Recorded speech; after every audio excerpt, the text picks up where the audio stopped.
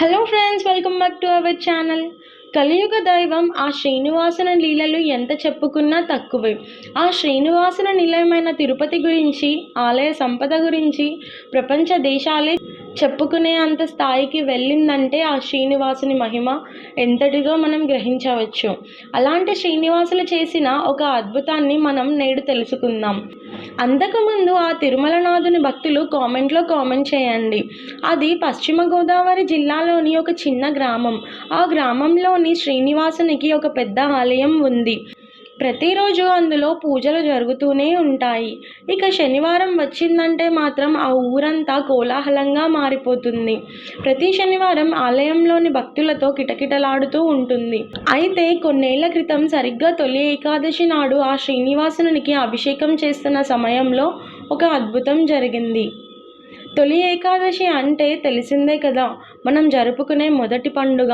దానికోసం ఎంతోమంది భక్తులు ఆ సంవత్సరం అంతా అన్ని పండుగలతో ఊరంతా సుఖంగా ఉండాలని కోరుకోవడానికి ఆలయానికి వచ్చారు.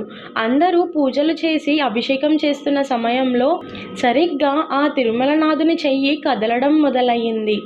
ఎవరు మొదట దీనిని గమనించలేదు. కానీ ఒక పూజారి దీన్ని గమనించడంతో అతను ఆశ్చర్యపోయాడు.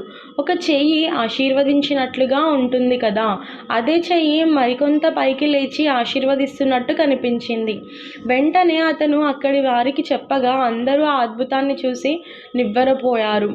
ఆ ఒక్క క్షణంలో జరిగిన ఆ సంఘటన 10 నిమిషాల్లోనే ఊరంతా పాకిపోయింది. ఇక ఊరి భక్తులంతా అక్కడికి చేరుకొని ఆ అద్భుతాన్ని తిలకరించారు. దానితో ఇక ఆ సంవత్సరం అంతా ఎంతో సుఖశాంతులతో పండుగలు చేసుకుంటూ సంతోషంగా జీవిస్తామనే నమ్మకంతో ఆ శ్రీనివాసుని దర్శించుకొని ఇంటికి బయలుదేరారు.